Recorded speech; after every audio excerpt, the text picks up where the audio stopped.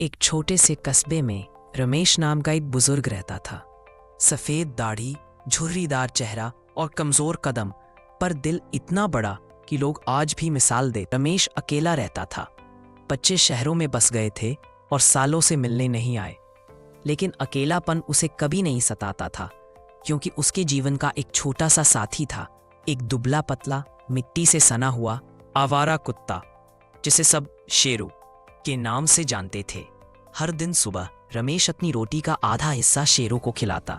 शेरू भी रोज दरवाजे पर उसी समय आकर बैठ जाता, जैसे घड़ी देखकर आता हो। रमेश उसकी पीठ सहलाते हुए कहता, चल बेटा, पेट भर ले, आज मेरी दाल भी ढंग की बनी है। और शेरू उसको ऐसे देखता जैसे वो समझ रहा हो कि यह बूढ़ा सिर्फ उसे खाना नहीं, प्यार दे रहा है। समय ऐसे ही चलता रहा, लेकिन एक दिन अचानक रमेश बहुत बीमार पड़ गया। तेज बुखार, कमजोर सांसें और उठकर दरवाजा खोलने की ताकत भी नहीं।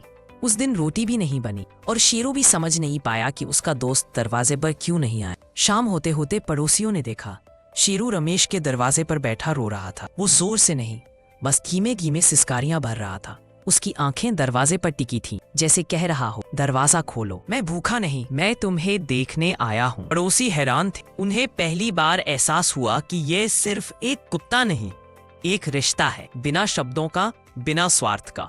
शेरू ने 2 रातें ऐसे ही काटी, ना खाना खाया, ना कहीं। तीसरे दिन पड़ोसियों ने डॉक्टर बुलाया।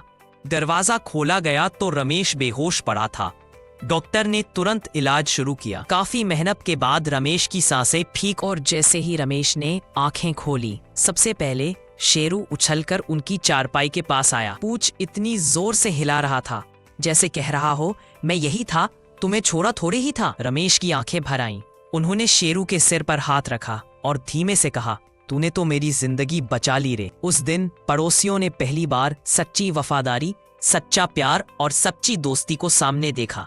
और उसके बाद रमेश ने सिर्फ रोटी का आधा हिस्सा नहीं दिया, पूरा दिल दे। शेरू अब सिर्फ एक आवारा कुत्ता नहीं था, वो रमेश का परिवार बन चुका था। दोस्तों, ये कहानी अच्छी लगी हो तो हमारे चैनल को लाइक और सब्सक्राइब जरूर करें।